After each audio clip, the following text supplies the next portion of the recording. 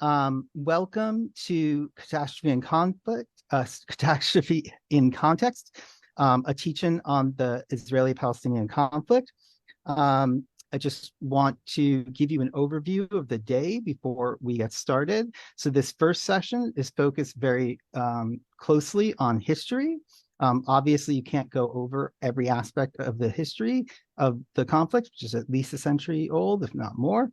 But we'll be trying our best to give what I hope is necessary information, both for folks who are new to thinking about and learning about the situation in the Middle East, and also for people who probably know a thing or two. I hope there's stuff here for you to learn as well. The following session, which starts at 1 p.m. Eastern Time, is on theories of colonization, decolonization, and political violence. Theories and history, sorry. And that runs from about 1 till about 3. These are approximate times. And then the final session, which is really 2 things, starts at 3 p.m. and that is on geopolitics. My colleague Audrey here, and Audrey Nicolaides, will be chairing that. And after that session at approximately 5, it could be earlier, it could be later, we will start a just general QA where people from throughout the day can ask questions, post comments, etc.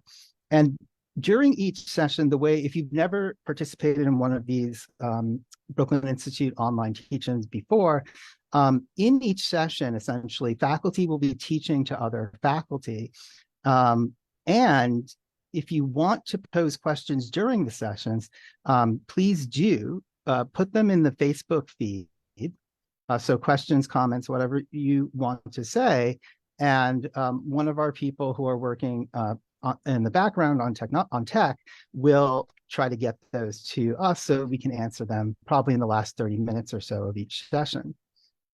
So I'm joined, so my name is Ajay Singh Chaudhary. I am our executive director. I am also our core faculty member specializing in social and political theory. And I have been studying this material for a long time. It is not, well, I won't get too personal about it. And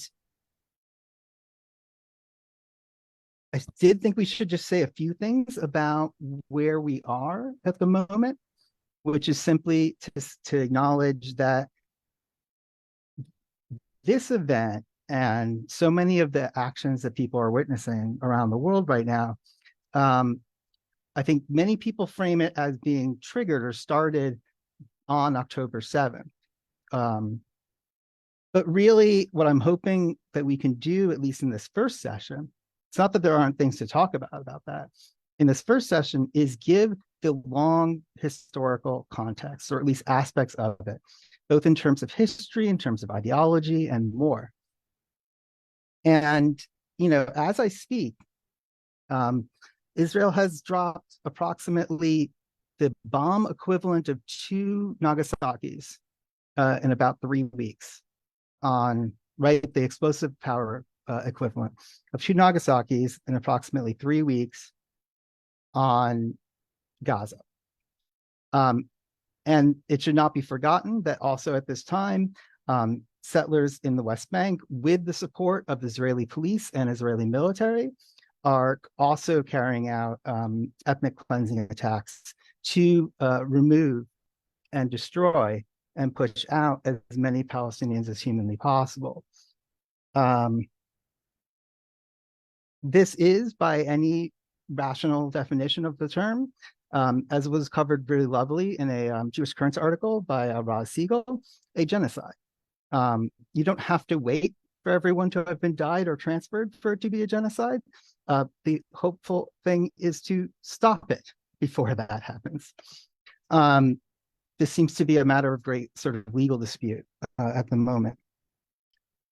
The other thing to mention, and I really don't want to talk too much about like the problems of us. Really, we need to be talking about the region.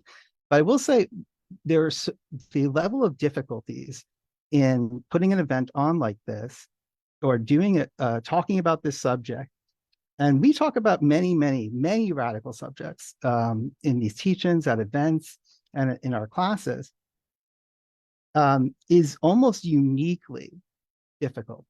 We have faculty who wanted to participate but could not because of fear of deportation, of fear of firing at their jobs, and extremely serious repercussions. And that's just here in the U.S., let alone what it is for journalists, for example, in Gaza, and regular and everyday human beings in Gaza right now. The other thing to mention before we get started is that mostly we're going to be talking about pretty dark material throughout the day, and what's the word I want to use? Very much focusing on historical situations and theoretical reflections, right? That said, there's a really wonderful line in one of the readings that we read. I believe it was Khalidi, pointing out that, look, it's not like Palestinians it's only death and gloom and resistance. Those things are very important to be talking about. But also, I was reminded actually this morning, I basically stayed up most of the night to keep on working on this. And this morning I thought it'd be important to remember that also Palestinians produce tremendous beauty. We are not just talking about a people who we should only understand the history of historic Palestine, the history of Palestinians, history of the Jewish people. We should not only be understanding this in terms of this lachrymose history or melancholy. And it reminded me of this passage from Mahmoud Darwish's Memory for Forgetfulness, which is a book of poetry written during the 1982 war that Israel waged on Lebanon. And it is not a let's say cheery passage, but it is a very beautiful one. He writes this: I no longer wonder when the steely howling of the sea will stop. I live on the 8th floor of a building that might tempt any sniper, to say nothing of a fleet now transforming the sea into one of the fountainheads of hell. The north face of the building, made of glass, used to give tenants a pleasing view over the wrinkled roof of the sea. But now it offers no shield against stark slaughter. Why did I choose to live here? What a stupid question. I've lived here for the past 10 years without complaining about the scandal of glass. But how to reach the kitchen? I want the aroma of coffee. I want nothing more than the aroma of coffee. I want nothing more than passing days and the aroma of coffee. The aroma of coffee so I can hold myself together, stand on my feet, and be transformed from something that crawls into a human being. The aroma of coffee so I can stand my share of this dawn up on its feet so that we can go together, that this day and I, down into the street in search of another place. And like I said, I wanted to start with that simply because, hey, it's very funny. Like that, I think I read that passage and think of my wife and her daily coffee and how important that is to her.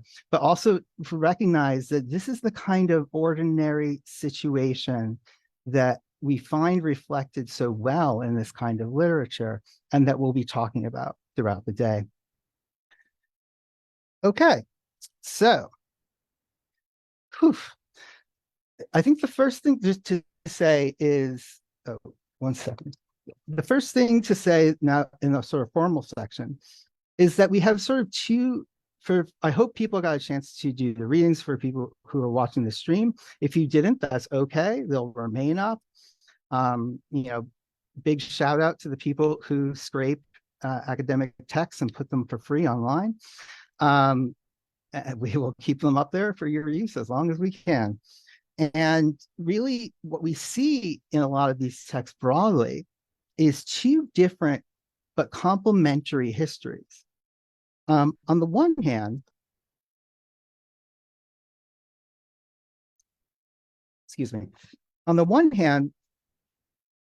a history very focused on Palestinians, right? a history very much focused on political economy of the Middle East, a history very much focused on the special place that Palestinians have in Arab politics and in the politics of the Islamic world alongside that, and a history that focuses on, yes, the ongoing and the various iterations of both Palestinian national aspirations as well as Palestinian resistance. And at the same time, we see this other history, the history of Zionism. Again, I very frequently in sort of flippant sort of discourse that we encounter in everyday life, especially here in the United States, the idea of sort of colonization, decolonization, settler colonialism, these are often treated as if they are very, very new ideas and very, very new theories. And one of the most fascinating things about the Zionist history and the Israeli histories, and in fact, much of what I assigned for today are Israeli histories, including from a couple of people like Benny Morris, who are quite right-wing. But what we see in this history is a open, from the first days of theoretical engagement from people like Herzl, through Ben-Gurion and the founding of the state, through up to the present day, we see a continuous acknowledgement of the project of Zionism as both a settler colonial project, not both, as a settler colonial project, as a project that projects and sells itself as a bulwark for the defense of so-called Western civilization. And also, interestingly enough, as a project that views on the one hand Palestinians often as a kind of nuisance, almost as either wallpaper or landscape. And I don't use these words lightly. It's kind of just what's there plainly in the text, and we'll look at some examples that looks at Palestinians as sort of annoyances that perhaps fears Palestinians and projects a lot of fear onto Palestinians, and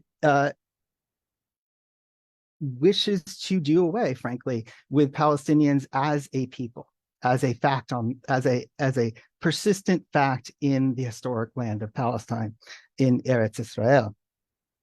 And at the same time, we see Zionism as a long history of a project that is aimed at the negation of 2,000 years of Jewish life outside the historic Palestine or Eretz Israel. Now, that can be very hard to understand, especially if you've been taught or if you read definitions that say, oh, the critique of Zionism is, in fact, anti-Semitic. The conflation of Zionism and Jewish life is anti-Semitic. But even more so than that, as we'll see as we go through many of the texts this morning, Zionism has often had a very vexed relationship with actually existing Jews, right? Jews in the rest of the world, diasporic Jews, are often treated at best as sort of useful idiots, right? Piggy banks, right? People who will donate money, people who will give cover, as the ADL and the AIPAC does here in the United States.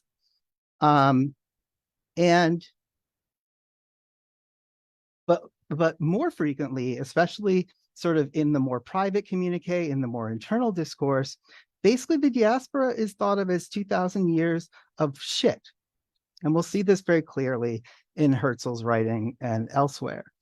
It's an embarrassment to the point where, again, we'll look at this in a moment or in a few moments, Zionism often even looked with happiness at the prospect of triggering anti-Semitic responses around the world in both the Middle East and Europe. So I think the best place to begin is the very first item that we signed for this morning was the introduction from Rashid Khalidi's The 100 Years' War on Palestine. So if you have the document at home, or if you have that PDF at home, please open it up. And, oh, sorry.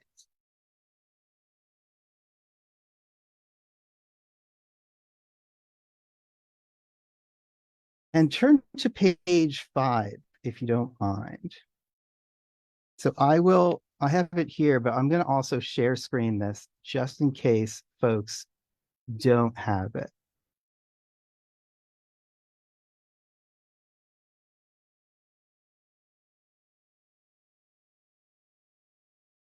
Oh, and of course, the pagination is different. 1 second.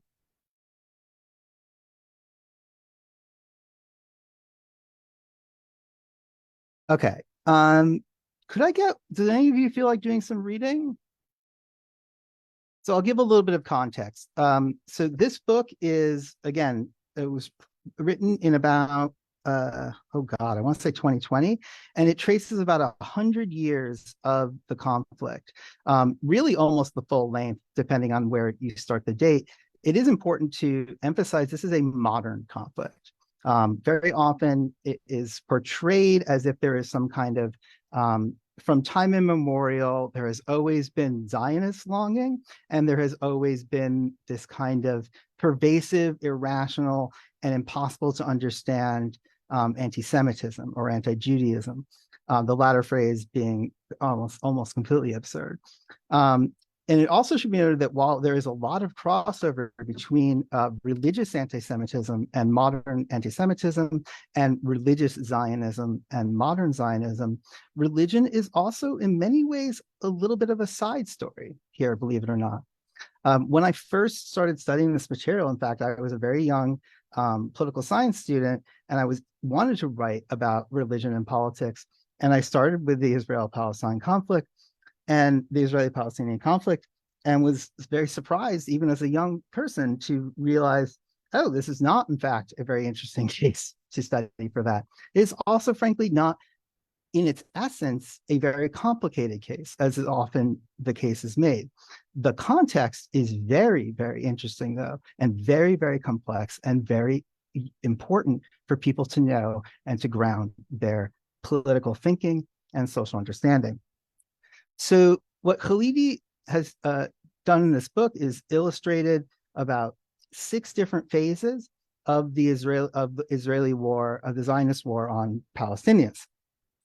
But in this introduction, it actually focuses very much on people that he knew, or he didn't know them, people from his own family who interacted with early representatives of Zionism.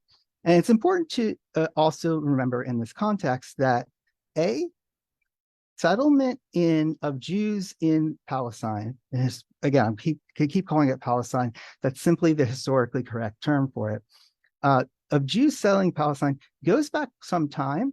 There were many Arab Jews, right? Palestinian Jews. We very rarely talk about them, who lived in Palestine. Almost none of them were Zionists. There were many waves of immigration into what is now called, in historical documents, the yeshuv, or settlement in Hebrew. The first waves of those were mostly driven from Eastern European pogroms.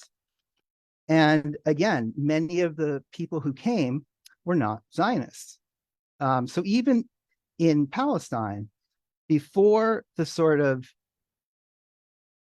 the movement for political Zionism began, Zionism was a very, very peculiar and small political movement. And most Jews, religious Jews, most observant Jews, I should say, before the founding of the State of Israel, and especially before the 68 war, which was viewed in very religious terms by many people, viewed Zionism as a kind of wild deviation from Yiddishkeit, especially in European terms, a wild deviation from what Jewish thought and Jewish learning teaches. right? The idea of establishing sovereignty of a Jewish state before the coming of Messiah was considered heresy. And amongst secular Jews, in fact, Zionism was also not particularly popular. Most Jews in Europe were quite poor, as Herzl laments. If you read the Herzl piece, he's very embarrassed at the poverty of Jews. And most secular Jews were involved in various forms of, I would say, 3 different political projects. One, absolute sort of total socialism or communism. So, right, very much Jews, like many of the other subaltern classes of Europe at the time, were drawn to Marxism and communism. A subgroup of that would be the sort of Bundists, right? These are Jewish socialists who were very much focused on a kind of Jewish cultural national liberation in the context of a broader socialist project. They were also not Zionists. And then finally, there were sort of especially true of upper class people. They were very much associated with a kind of liberal assimilationism, right? We will just be good Americans, good Frenchmen, good Germans, something like that. Of course, that didn't really work out, and we'll talk about that later. But the point being, in fact, although people like Chaim Weizmann, people like Herzl, people like Ben-Gurion will often speak, and up to this day, right, Israelis often and Zionists often speak in the name of the Jewish people. This was actually, at the time, historically, a very strange and very minoritarian position. And we'll see in a moment also that there have been many similar, not similar, there have been also a broad spectrum of Palestinian political responses, not only the forms we know today. So again, that was a lot of intro. So can I get a volunteer to maybe read The Letter Began with an Exasperation? Mark, thank you.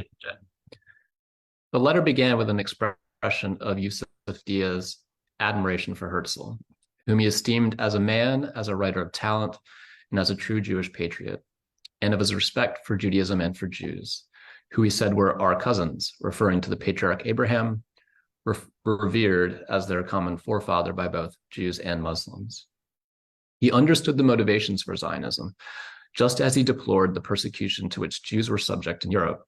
In light of this, he wrote, Zionism in principle was natural, beautiful, and just. And who could contest the rights of the Jews in Palestine? My God, historically, it is your country. This sentence is sometimes... let me keep going. Yes, please, sorry. This sentence is sometimes cited in isolation from the rest of the letter to represent Yusuf Dia's enthusiastic acceptance of the entire Zionist program in Palestine. However, the former mayor and deputy of Jerusalem went on to warn of the dangers he foresaw as a consequence of the implementation of the Zionist project for a sovereign Jewish state in Palestine. The Zionist idea would sow dissension among the Christians, Muslims, and Jews there. It would imperil the status and security that Jews had always enjoyed throughout the Ottoman domains. Coming to his main purpose, Yusuf Dia said soberly that whatever the merits of Zionism, the brutal force of circumstances had to be taken into account. The most important of them were that Palestine is an integral part of the Ottoman Empire, and more gravely, it is inhabited by others. Palestine already had an indigenous population that would never accept being superseded. Yusuf Dia spoke with full knowledge of the facts, asserting that it was pure folly for Zionism to take over Palestine. Nothing could be more just and equitable than for the unhappy Jewish nation to find a refuge elsewhere. But, he concluded with a heartfelt plea, in the name of God, let Palestine be left alone. Okay, and we'll probably look at the next paragraph in a moment, but just reading that out loud, Mark or anyone else who's listening, or Max or Audrey, and again, if you're listening on the stream, please put comments, thoughts, and questions there. What do you notice happening in this passage? What's interesting? right, again, this is a story. Khalidi is talking about one of his own ancestors in communication in the late 19th century with Theodor Herzl, the most famous of the early Zionist theorists.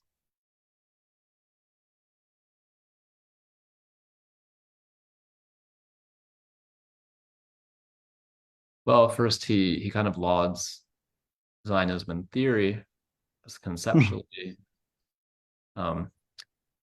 natural, beautiful, and just. But then lists some sort of practical problems that kind of ends in this main point that it would result in dispossession of an indigenous population. Right. Does anyone see anything else happening here in this section? That's all correct. What else do we want to add here?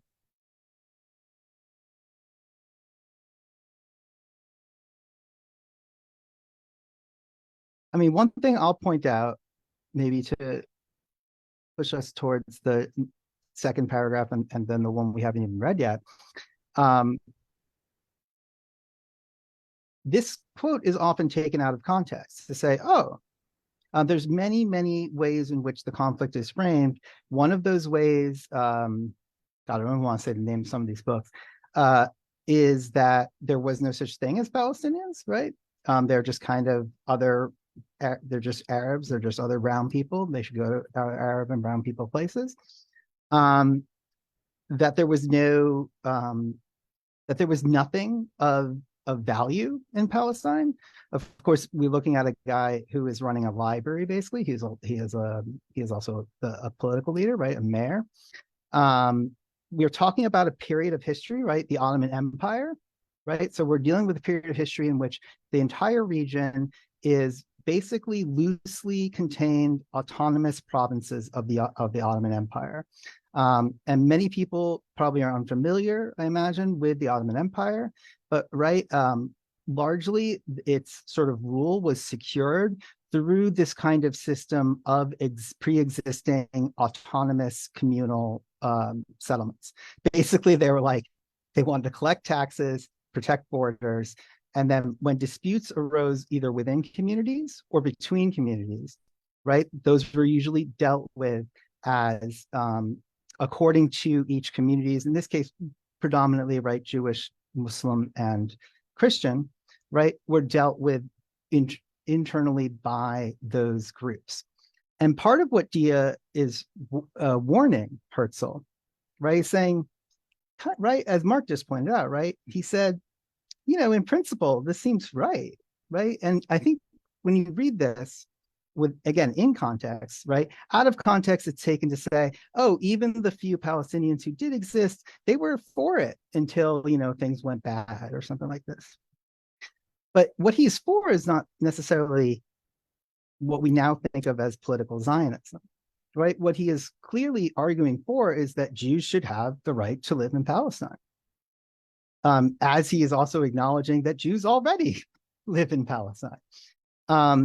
What he is pointing out, and again, this is extraordinary because this is a late 19th century letter we're talking about, is he is saying, look, if you try to do this in the way you are describing it, in a way that I even sympathize with, it will cause unending, at least a century or more, of conflict, right?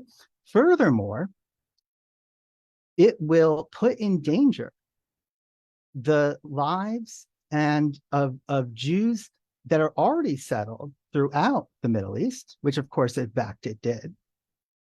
Right, with the establishment of State of Israel, many Arab states responded by expelling Jewish populations who had lived in places like Egypt and Iraq for literally, again, centuries, up to 2,000 years. Right?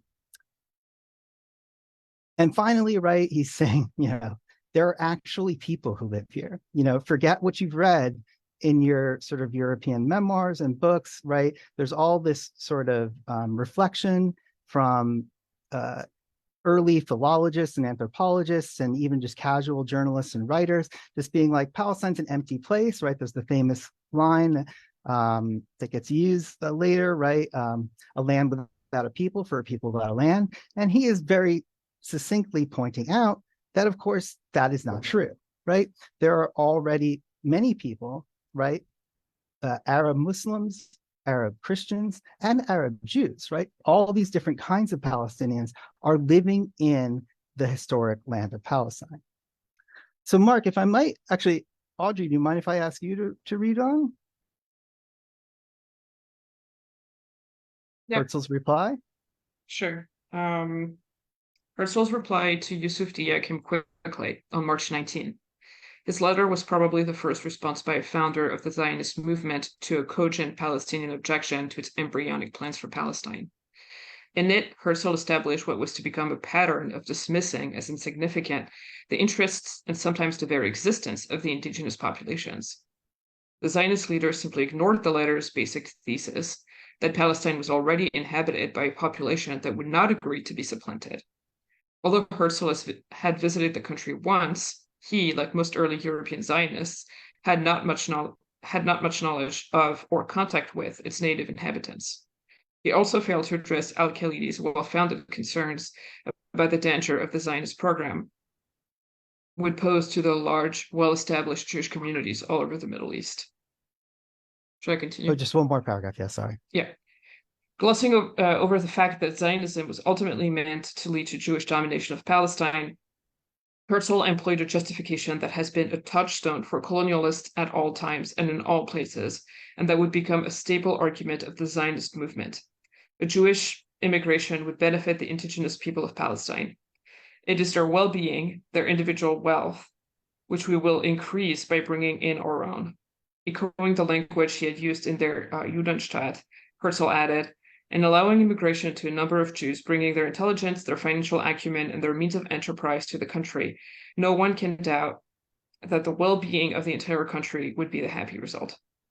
All right. So we sort of analyzed closely Dia's sort of caution, right? Political caution that he's sending to Herzl. What do we understand here of Herzl's response?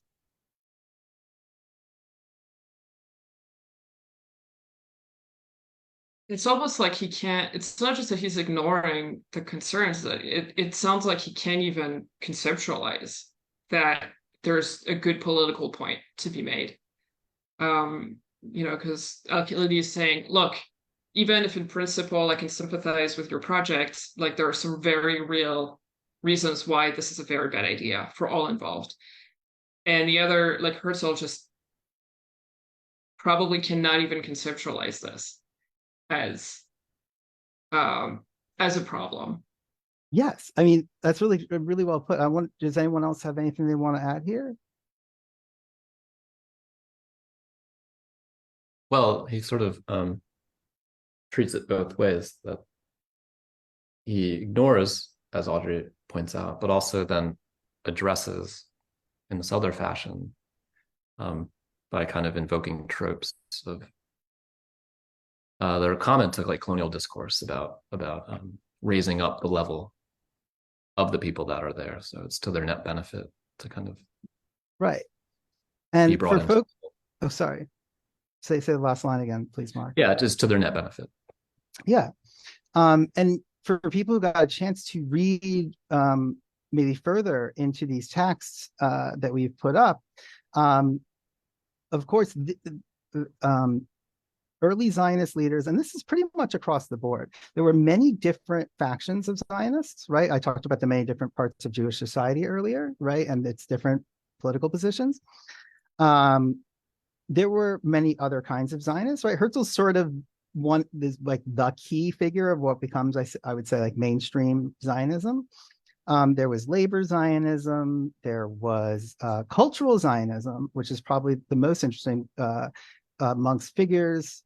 To a degree, people like Ehad Adam and others, maybe Sholem, who were more interested in the idea of like reviving aspects of Jewish cultural life that they thought had sort of gone to foul. But often, especially Adam is very famous for making an argument that sort of Jews should integrate into the existing fabric of Palestine, the Levant, and the larger Middle East, Jews who are emigrating, particularly from Europe. But by and large, even the more, and in fact, in the early days of the state of Israel, left-wing factions were very, I'll use left-wing in scare quotes here, left-wing factions were more prominent and more dominant, but they held very much these same ideas often to varying degrees. And this is a through line we're going to see throughout this morning's session, at least, that in fact, right, what Herzl is arguing here is the same thing that Weizmann and Herzl and others were arguing to the British, which is simply this. We are, like you, we see colonialism, we are colonists. So again, they self-identify as colonists. We'll see this, you can see this in their own words, as settlers. The idea of this as like, again, as a sort of new phenomenon is very shocking to me. This was the way they understood themselves. And they understood colonialism not as a system of domination, not as a system of, in political economy, of value extraction and production, value capture, or of captive markets, right? There are many different ways of understanding things like colonialism and imperialism. They see colonialism as an extension of the civilizing mission of Europe. This is I think for many, it can be very hard to sort of deal with. But in fact, right, this was the arguments that they were making, and not disingenuously. We'll read later, or you may have read at home, that there were certain times when Zionists would play on the existing anti-Semitic fears of Europeans to almost a comedic degree. Segev writes about this very well in terms of Weizmann and the way he uses ideas, pervasive ideas about, for example, Jews controlling the world and Jews controlling finance. He uses this to help make the case to the British that the Jews can be useful to the British colonial project. But over and above this, and in a very continuous way that I think we'll return to in the next session, we see this argument that colonization not only will not cause the kinds of problems that Dia is foreseeing, but will benefit the people. And I want to go back to Audrey, what you said. I think that was a really important point. It's really interesting, right? Especially with the way in which the conflict is often portrayed.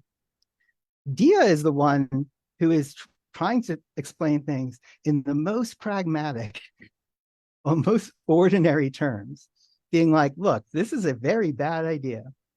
If you go about doing this in the way you're doing this, it's going to cause unbelievable strife for basically as long as possible. And this, of course, has proven to be the case. The second thing that, Audrey, I want to highlight from what you said is that Herzl seems incapable of seeing. And Herzl only went to Palestine, I believe, one time. He seems incapable of even seeing what exists on the ground. And this is very much true of European visitors and European commentators at the time. They generally write these sort of hilarious, again, very ahistorical accounts where it's like, this is just a land of ruins. There's nothing here. There's no people here. I would compare this kind of comment with just the raw data that Farsoon and oh God, I forgot the co-author, Zakaria provided in that reading, which is a more very straight, detailed history of the Palestinian people, right? The idea being expressed here is that there is nothing here, that it is derelict, if there is anything, that the people are largely transient, and that colonialism in many ways is a helping hand.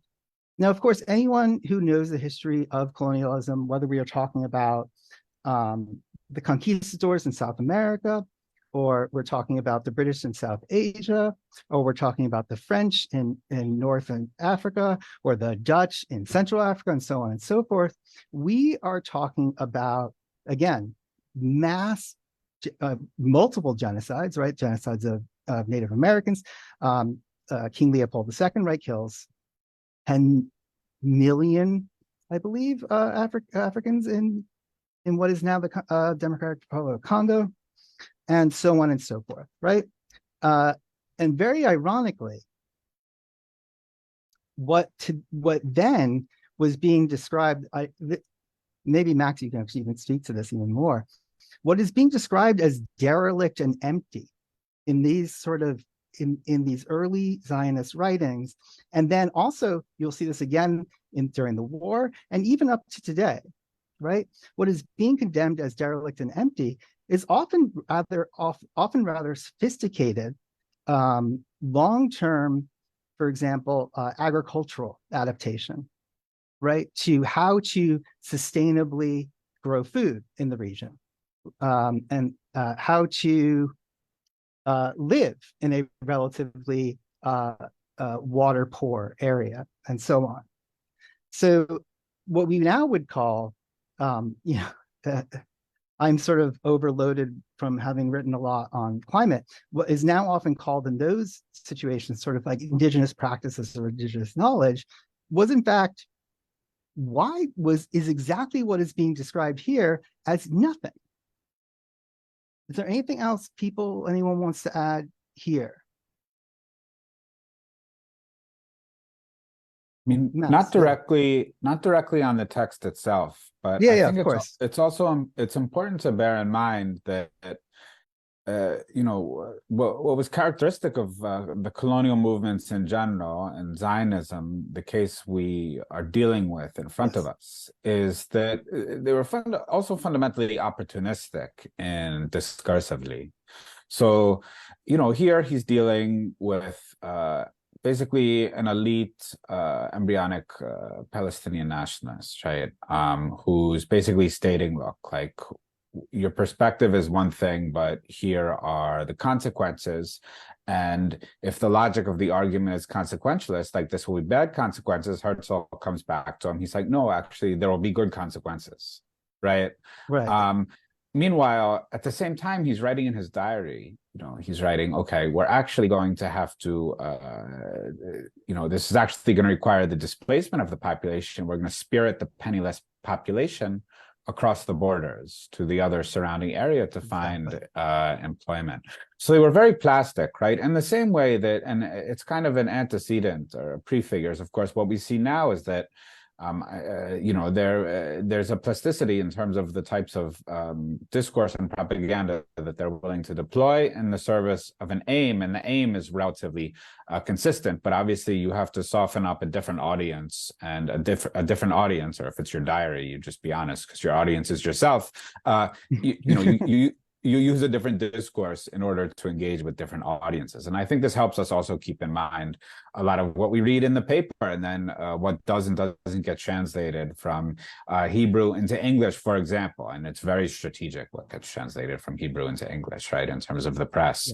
Yeah. And a lot of the articles don't get translated, especially the more combustible ones, because they're fundamentally speaking to different audiences who have either a different background knowledge or a different kind of need to either be informed or to be not informed about what's going on. Yeah, and in fact, one of the reasons that I thought it was so important to start with what, especially many Americans might say, like, it's ancient history, right? It's 100 years ago or more. Is to point out, A, for in many parts of the world, 100 years is not that long. B, as Max was pointing out, this is a generic feature, right? And in fact, a continuous one that I was hoping that we could see. Of course, we can't do the entire history this morning. I wish we could, but that we can see some of the same ideas and practices from that moment being practiced today, right? So for example, before October 7th, is not, again, I think even framing the entire conversation as if that is the starting point is fundamentally in error, right? When Palestinian, and again, now I'm talking very recent, I'm skipping 70, 80 years, right? 100 years. When Palestinians engage in nonviolent protests, this is often ignored, right? And in fact, so as recently as 2019, I believe, there was a sort of, again, a sort of standard, you can call it like Martin Luther King-esque kind of like, let's do a march unarmed, right? Let's just do a march and we're going to march up to the border and we're going to chant and do a sit-in, you know, that kind of protest that I think many Westerners are familiar with. This was met with live fire. I believe 200 people were killed and several thousand were injured. And these people were called terrorists, right? This is, right? Today we are being told, okay, look at the amount of violence in this situation. They're terrorists. But in fact, every time Palestinians try to do a and we're going to talk about this more in the next session. Oh, there's Barnaby. Hold on one second. Every time Palestinians have tried to engage in nonviolent protests, it has been met with incredible repression. And to be perfectly honest, has often, excuse me, it has also often been largely ignored. There was some press coverage of 2019, but barely. There was press coverage in 2014 during the Operation Cast Lead and all that. But again, that is rather different. And in each of these situations, and to this day, in fact, if you want to go and see this, watch some of the Hebrew language Israeli channel 14, which is a, actually, I think it's called Akshav 14 or something like that, no, whatever. Which is a right-wing, it's sort of the Fox News of Israel, if you will. It's very popular. I believe it's the second most popular news channel in Israel. Will just run a live ticker where it says terrorists killed. And the terrorists killed is all Palestinians who have been killed in this conflict. It is not Hamas militants. It is not Hamas leadership. Literally, it is just the body count. And it's, you know, I think I was up this morning, it's close to 10,000 or more, as I said earlier. So we are seeing very much a continuation or even an intensification of the openly colonial and the openly settler colonial aspects of early Zionism. So I think from here, it might be helpful to move to a different text. Sorry, I want to give Barnaby a moment. Barnaby, are you there? Hello, I'm here. Okay, hi. Hi. Great to join you all. Sorry for being a bit late. Yeah. Did you have anything? I don't know if you've been able to listen or what. Did you have anything you wanted to add so far? I am waiting for my moment. You keep going. Okay, that's good. So let's turn for a moment, right, to a very different way of telling the story. Oh my God, where are my books? Right. Open up the Farsoon, right? Farsoon and Zachariah. And again, many of these books, the Khalidi is very recent. That's one of the reasons I wanted to sign it. Many of these books are sadly a little dated, right? Especially when you get up to the more recent era. And then when we're dealing with the Israeli new historians, archival releases are constant. Especially in the most sensitive areas.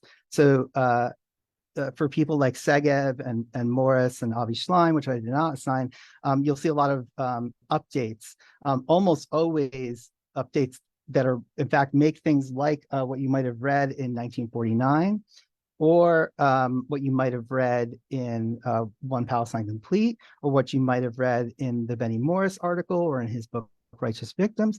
That, in fact, whatever might have surprised you there is even more daunting today. So, for example, I remember, again, as a student, when I first read 1949, it was very affecting to me. And that is only a very light part of the that is only a very moderate portrayal of what in fact happened in 1948, 1949, in the Israeli War of Independence, or the Nakba, as the Palestinians call it, right? But let's turn for a moment to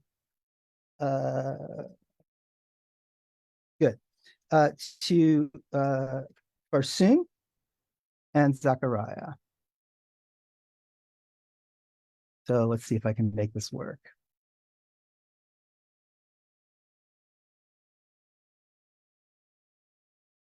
Nope, that's the wrong one. So this is a very different way of approaching history. New reader, Barnaby, can I, now that you're on here and visible, can I get you to read a bit? Oh, you're muted, buddy. Absolutely. Where would you like me to read, Ajay? Let's just start right at the top, and then we'll jump around a bit. The question of Palestine and the Palestinians. Yeah. Palestine is a small territory, and the Palestinians, the indigenous Arab people of Palestine, are a relatively small population, numbering 6.8 million in 1996. Yet the Palestinian problem has loomed large on the international scene for at least 50 years, with tangled roots nearly a century old. Since 1948, the Arab-Israeli conflict has been punctuated by a major war nearly every decade. We can now see how true that is. And countless invasions, incursions, clashes, and skirmishes, producing regional and global tensions, and even threatening world peace during the Cold War. Indeed, since the advent of the nuclear age, the only known nuclear war alert was issued by the United States during the fourth major Arab-Israeli war, the October War of 1973. All right, I actually just want to stop with this opening paragraph, especially considering what we just read as sort of, right, two upper class ideologues writing to each other, right? One Palestinian, one Zionist, right? And now we're jumping to, again, a much more, a history that's grounded more in sort of facts and numbers, as well as political economy, as we'll see in a moment, as well as geopolitics. What do you see here, both in relation to that former conversation and just in general, and what Farsoon and Zachariah are presenting as their sort of opening summation of the conflict?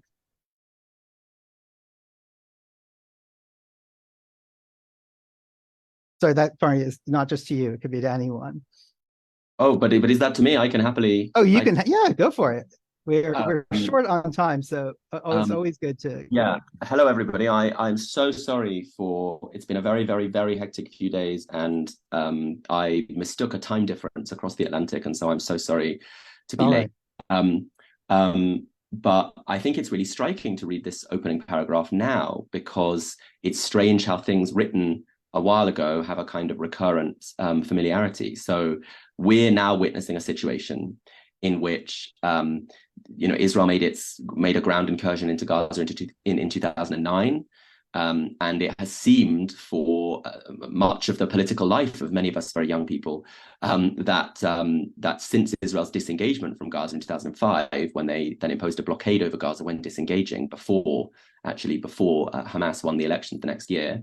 So it's not really all about Hamas. Since then, it has seemed that Israel has related to Gaza through a constant series of a kind of undercurrent of strangulation, and then periodic attacks and invasions. And so that's exactly the dynamic that is described here, right? Where Palestinians live with a constant process of suppression, because the logic of the colonizer is when you dispossess people, you then have an imperative to suppress the possibility of their resistance. And then that constant logic of dispossession and of suppression, the constant paranoias of the colonizer, are punctuated by a series of much more open and aggressive and murderous explosions of the kind that we're now witnessing. Those that undercurrent of violence can be conveniently ignored by people who find it convenient to ignore it. And one of the problems has long been that other states in the Arab world have found it more convenient to ignore that constant undercurrent than to stand in solidarity with the Palestinians. One Palestinian resistance faction long had the slogan, "The road to Jerusalem runs through Cairo." It was necessary to transform imperialist proxy states across the Arab world in order to overthrow imperialism's central foothold in the Arab world, which is the Zionist entity, the so-called State of Israel. But in moments when the explosions happen, it becomes harder for Arab states to restrain the fury of their people at their own failure, the failure of their own states to stand in solidarity with the Palestinians. And so what we're now seeing when there's huge protests in Jordan and Queen Rania has to talk about apartheid and war crimes, and even the Saudis begin to get cold feet on a normalization deal with Israel, and Sisi's in trouble as imperialism's favorite dictator in the region, maybe after the Saudis, because there's huge pressure in Egypt. And for the first time since the Egyptian revolution, people march to Tahrir, to Freedom Square in Cairo, and say, we chant free Palestine, but actually Palestine's freeing us.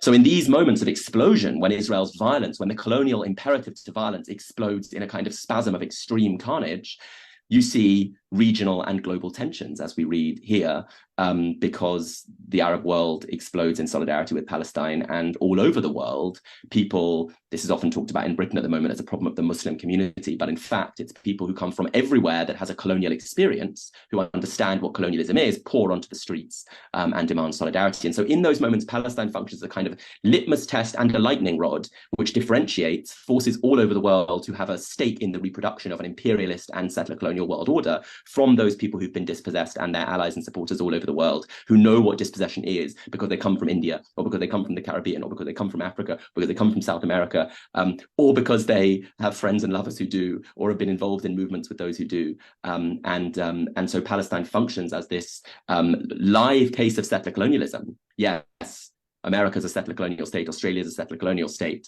but their whole mode of being is not everyday consciously dominated, though some scholars argue unconsciously it is, by their need to encounter and restrain an indigenous population, which they have massacred and attempted to smash. In Palestine, still, the logic of the colonizer is entirely framed by that indigenous encounter every day. And so what this paragraph is telling us is, in that kind of powder keg, when imperial violence is pushed to its extreme by the resistance of the colonized, people all over the world kind of wake up, and so you get a regional and a global powder keg, and not just one in Palestine.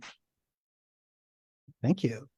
Anything other people want to add to reading this paragraph? Again, either in relation to what we read before, or as Barnaby just did, to sort of bring more into the picture. Oh, Audrey, go ahead. Yeah, what strikes me reading this paragraph compared to what we read before is, the earlier exchange was between two educated men who were born and raised in multi-ethnic empires. Herzl, right. In Austria-Hungary, and Al-Qaidi in the Ottoman Empire, and they're both kind of operating within that framework of, yes, there's imperial domination, there's imperial conquest, there's all kinds of things happening, but like nationalism is not quite yet, or it's on the cusp of becoming like the main kind of lens through which this conflict is, or this situation is assessed. Whereas here, we're definitely in a national framework, like the Palestinians. Right. There's a small population in a bounded territory, and this bounded territory, for all kinds of historical reasons, becomes the lightning rod of broader struggles. But the 19th century texts we've read are in a very, very different context. Good. Yeah. Right. Right. This is a text that was written in 1997. And part of the politics of sort of adjudicating the legitimacy, which is very ironic, right? Is always placed on the Palestinians to prove that they exist. And how do you prove that you exist? You prove it through archives, through history. You prove it through claims of national distinctiveness.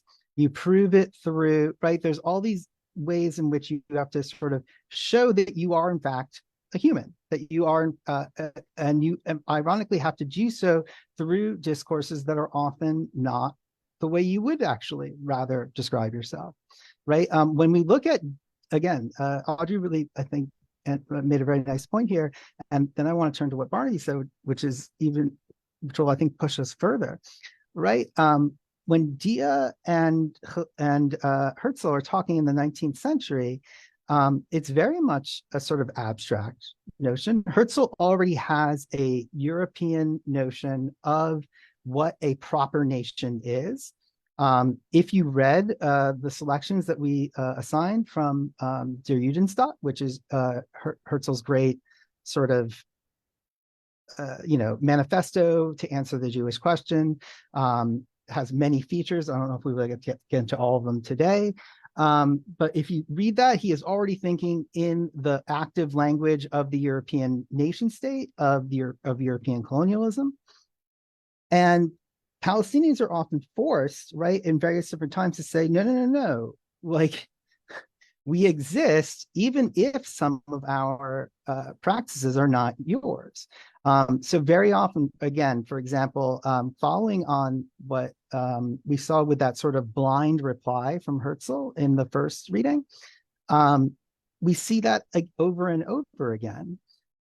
In that, I'll use a particular example. I assigned a work from Edward Said today. The number of scholars, and scholars, ideologues, journalists who try to prove that Edward Said is not Palestinian is comical, right?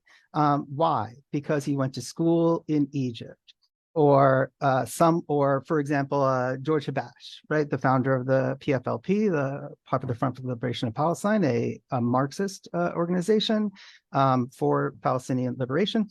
People will say, oh, he's Syrian, right? Why? Because he had to live in Damascus.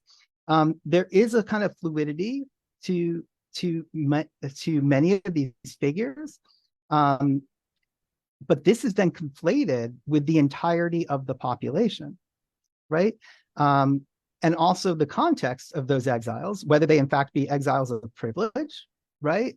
Exiles of convenience, or exiles of political exile, are completely bracketed for the purpose of showing that these are just more Arabs.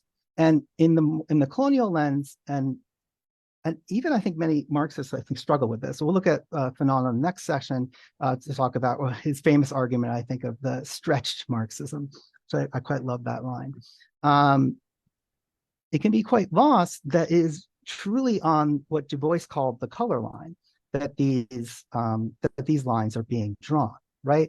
It is up to brown people, it is up to Black people, it's up to the darker races. And this is just the terms that they use. I can't avoid it, right? The darker races of the earth must prove that they are civilized, must prove that they have nations, must prove that they are often like European nation states, even when European nation states aren't always necessarily the best idea. And even when many anti-colonial national liberation movements were internationalist in their goals. One other thing I think to note here, simply, especially in relation to that first text, is that Dia was right.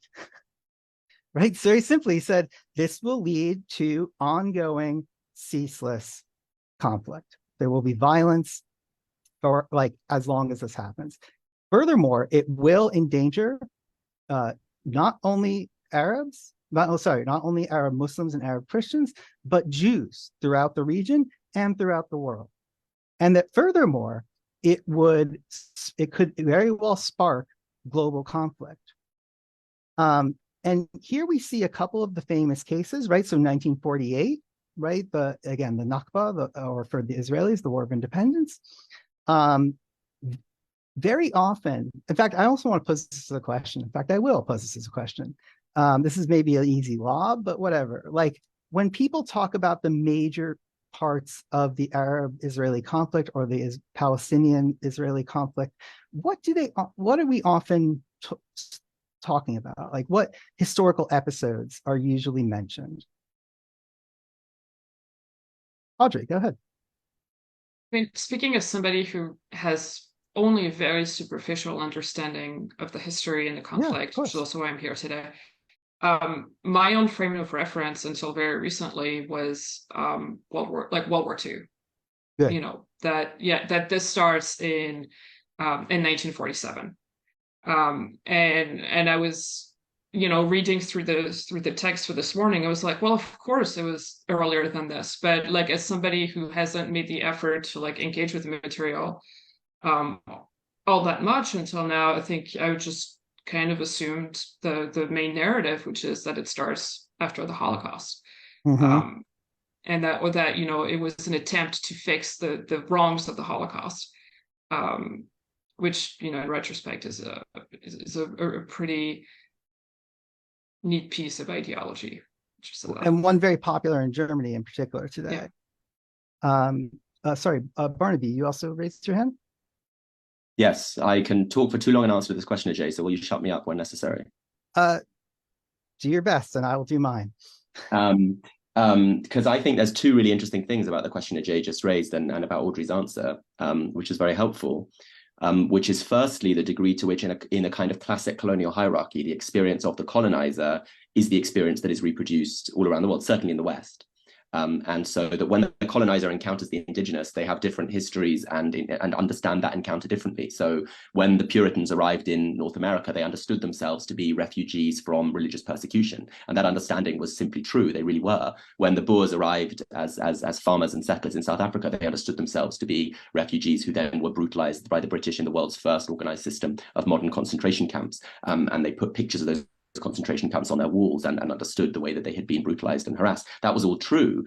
But of course, the way that those people who were already on the land encountered them was not through the history of Dutch suppression and British suppression in the Boer War, but through settlers arriving to steal their land. And so likewise, Palestinians are constantly told that they have to think about and understand the history of the Holocaust, which is a very real and enormously tragic history. Some of us read it as the summit of centuries of logics of exclusion pioneered by European modernity. Others read it as a single event outside history in order to allow them to talk about it without talking about the Herero genocide in Namibia or the counter-revolution after Russia's 1917 that produced the Holocaust. So people understand it as this single event outside history and then understand Zionism as the easy solution to that single event outside history. But of course, that's just not the way that Palestinians experienced the history. They experienced decades of Zionist settlement in Palestine, threatening their access to the land. Lots of Palestinians weren't worried about Jews coming to migrate to live in Palestine. They were worried about people coming to migrate on the basis of saying, this is a land promised to us by God and we should have exclusive sovereignty to it, from the river to the sea, a phrase you might have heard recently, which is in the constitution of Likud, Bibi Netanyahu's party, that Israeli sovereignty should be exclusive from the river to the sea. So that's what concerned Palestinians. And indeed, when Zionist leaders said they were willing to accept partition plans, they said they were willing to do so on the basis of knowing that their long-term goal was exclusive control from the river to the sea. So I just wanted to disrupt that history which centers the Holocaust, not because it isn't true, but because it isn't the encounter that the indigenous have. And in fact, when we tell this story, we often center from the Palestinian perspective, the Nakba, the moment of 1948, in which after the United Nations partition plan, a bit like the biblical story of Solomon, where the people, the real parent wants the whole baby, and the not real parent wants to split it up. So the Zionists wanted part of Palestine. After that UN partition plan, the aggressive move by Zionist forces into parts of Palestine they hadn't been given in the UN plan, ethnically cleansing 700,000 to 1 million Palestinians. That's often our linchpin, our starting point of our history of the catastrophe of Zionism. Right. But in fact, the history goes back much earlier, and there's I think, interesting things to say about different timelines. But I'll stop there and say them later. Max, please. Yeah, thank you, Barnaby, for adding that. And I think in terms of both the temporality and what the time frame when we start our periodization of the conflict and our kind of contemporary imaginary, and what that means and how it's actually understood regionally, I think what's very important is that the Nakba was overdetermined by the time it happened, right? And it was overdetermined because Palestine, as and its organized resistance capacity, had already fought an attempted 3-year war of national liberation from 1936 to 1939, which is not discussed, right? Often called the Arab Revolt. The Arab Revolt, right? Actually, this was in Christian English thought. So yeah, go ahead.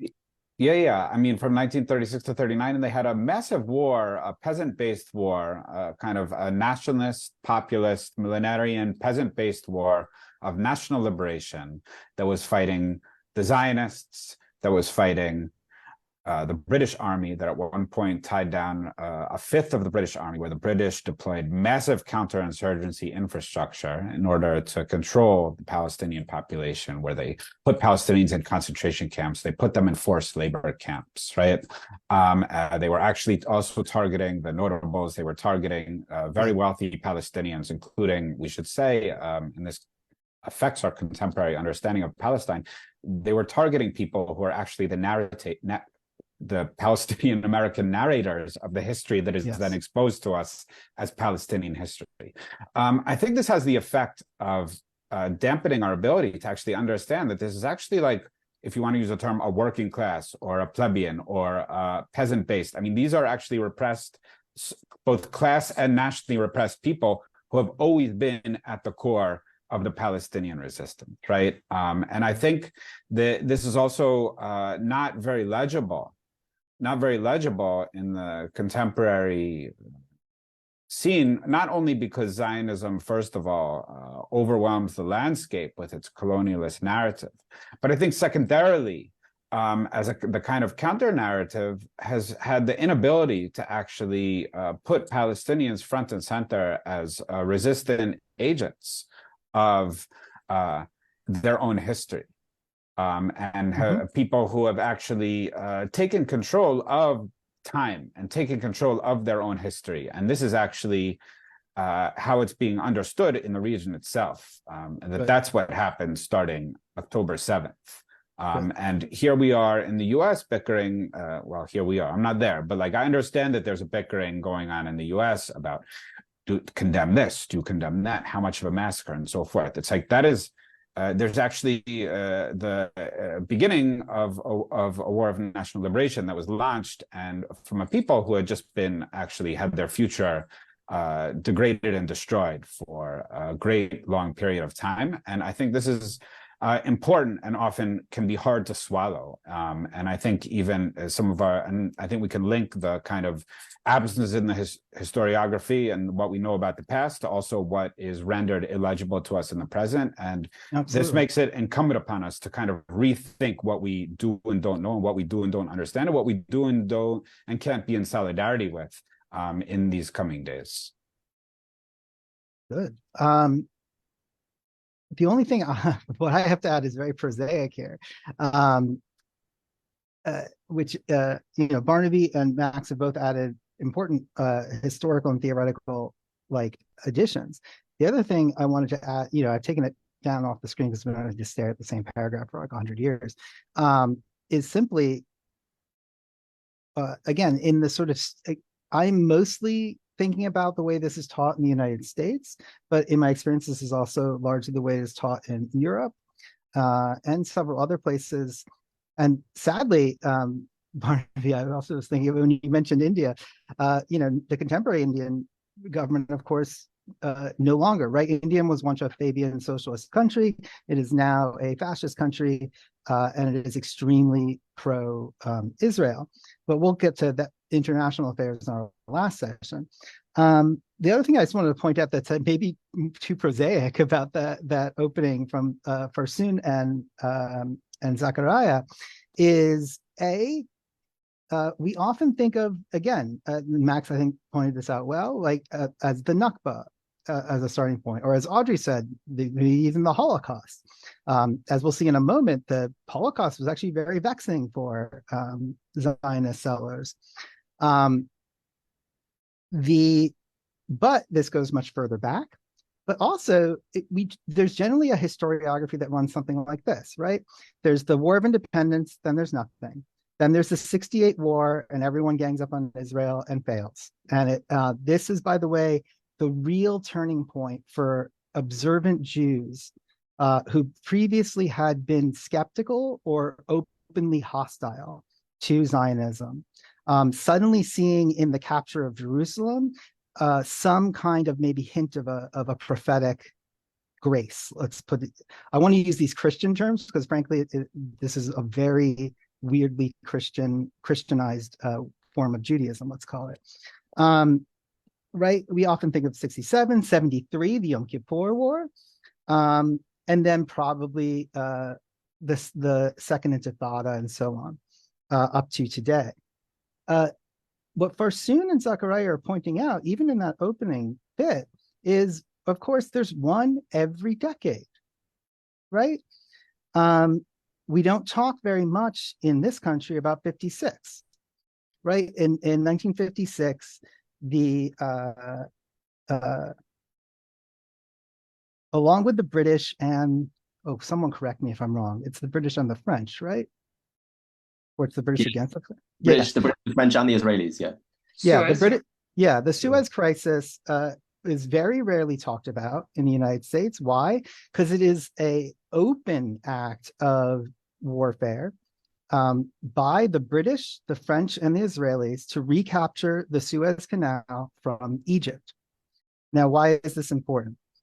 We don't talk about it, right? Because it doesn't fit into that nice narrative of the beleaguered Zionists always fending off the, barbarian hordes. B, it is probably one of the last truly just brazen colonial land grabs. There are many. I shouldn't say last. I wish it was the last. But it is one of the most brazen. And in fact, this was well into the Cold War now, right? 56 had the unique effect of earning the ire of both the United States and the USSR, who were just like, no, we do not do this. This is not allowed anymore. Like, what the fuck? This was also the first campaign the Israelis had fought with other forces, right? And the forces that they fought with were the forces of European empire, right? The waning forces of European empire that were about to be supplanted by the sort of what's the word? I don't want to say bipolar. That sounds like I'm talking about psychopathology. The sort of Cold War world of a largely American hegemony, but also a Soviet state sphere.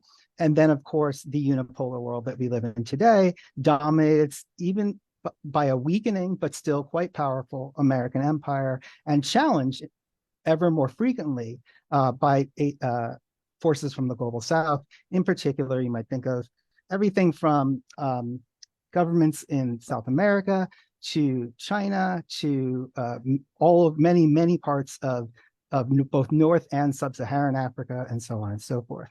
So essentially most of the world. Oh, sorry, Barnaby, go ahead. Oh, I didn't mean to interrupt you, Ajay. Finish, and I'll come in after you. Oh, that was it. I just wanted to point. So we very rarely talk about 56. We very rarely talk about 82, right? The Israeli invasion and occupation of Lebanon, southern Lebanon, a complete disaster from almost any angle. I do have like a passing interest in like military strategy, frankly, and it was a debacle even from the point of view of military strategy. But also this, of course, produced the very famous massacres at Sabra and Shatila. These were conducted, again, this is a sort of classic practice of colonial governance. It was sort of like, essentially, Israeli troops surrounded these refugee camps and protected and allowed their local allies, who were a Christian group, phalangists, right, who are openly Christian fascists, cannot stress this enough. They hoped that the phalangists would in fact form a part or a whole of a new Lebanese government, that there would be a Christian fascist state to protect the Israeli state. And the phalangists went in very famously and basically killed everyone. I think it was 2,000 people. I can't remember the exact number. But the point being, and this all, by the way, is why, again, it seems like some of this stuff, it's weird the way recent history can feel ancient and ancient can feel very recent. Up until, the George W. Bush era, people like Ariel Sharon were considered persona non grata, even in the United States. George Bush, I believe, oh God, is it Sharon or is it Netanyahu himself? Even fucking George W. Bush was like, we can't let these people in. They are war criminals, or they had to like sign special dispensations because otherwise we would actually be under treaty obligations to turn them over to various other international organizations. We don't talk about those periods. We don't talk much about the first Intifada in the 80s, which was a large, I mean, depending on we'll talk about definitions of violence in the next session, a largely nonviolent movement, unless you consider throwing basically useless rocks at tanks to be violence, which I certainly don't. Right? We don't talk about those things because they're inconvenient for the narrative that our government prefers, that our media prefers, and that our most of our, frankly, business interests prefer, right? This troubles that narrative. And when you see, for example, very famously, I saw many people were very interested in this, like the Financial Times, my favorite news, every Marxist favorite newspaper, right? The organ of capital, right? Its editorial pages are very right-wing usually. Its news pages are usually quite good, but its editorial pages are a disaster. And yet they had a massive editorial being like, whoa, this is too much, we gotta stop. That doesn't mean they've like grown a conscience. It simply means they are concerned that this conflict, as we saw, I have no idea what's going on. I can't do chat and sorry, whatever. Sorry, I was on, I'm so sorry. Can someone remind me of the last thing I said? Because oh yeah, the Financial Times. It's because they're concerned, in fact, that in this moment, what Farsoon and Zachariah were talking about, right? We see another 73, post-73 like moment where this could actually destabilize global markets and could destabilize American imperial power, right? Which enforce the possibility of those markets, right? So that's what, like, when you see business people starting to get concerned about that, it's because it's going to eat the bottom line. And I'm not saying this to say we should have like a righteous moral cause. I'm actually not much of a one for conflating morality and politics. What I want to point out, right, is, and what the Farsoon and Zachariah helps us see, is that this conflict takes place constantly, just as predicted, that they're reminding us of all of the other phases, let's call them, even with the spin, the most brazenly obvious moments of Israeli aggression and Zionist aggression, and the way in which Zionism uses sort of express the fears and anxieties that it itself generates amongst Jews to help gin up its legitimacy, right? So it is very clear. Well, we'll get to that in a moment. Is there anything else that people wanted to add here, Barnaby? I know you were raising your hand a few times. Yeah, I think that what Ajay and Max have just done is let us all into a secret that I was taught as a history PhD student, which is that the periodization is half the argument. So that is to say, yeah, how you tell the story of the past, which dates you pick out as important, and more than that, how you connect different dates to one another, gives you a sense of self and gives you a sense of your trajectory of where you're going. So, for example, one thing that that Max and Ajay have just pushed back on is a conventional way of narrating the history of the Palestinian people, in which the beginning moment is perhaps 1917 and the Balfour Declaration, but more commonly 1948 and the Nakba. And it's then the history is then populated by a series of wars, which means, of course, that the colonizer determines the kind of rhythms of the history. That the Nakba, their moment of advance, is the first. The Naksa, as it's called, the 1967 war, then becomes the second. The October War of 1973 comes after that. And there's a different history that's told if we center Palestinian revolutionary moments. And one particularly interesting example of that, I think, is the moment of the 1970s, in which you have a kind of global moment. We think of it sometimes as a kind of long 1968, maybe a global revolutionary moment that includes millions of workers on strike in France, the biggest general strike in history, and in Italy and in Mexico, and huge student demonstrations. There was a bigger general strike in India a couple of years ago. And also, I'm so sorry, and also includes a massive anti-colonial upsurge of national liberation struggles all around the world. And it's in that moment that Ghassan Kanafani, one of the leading figures of Palestinian revolutionary thinking and writing and action in that period, returns to the moment of the 1930s that Max was just telling us about, and returns to it in exactly the sense that Max was just giving for us, which is to say that figure of Qassam, who some of you will have seen on your TV screens in recent days because his name is taken up by the armed wing of Hamas as a religious figure, gets returned to in a different kind of way by the revolutionary tradition that Kanafani is part of, as a peasant revolutionary. And he's important in that 1930s moment.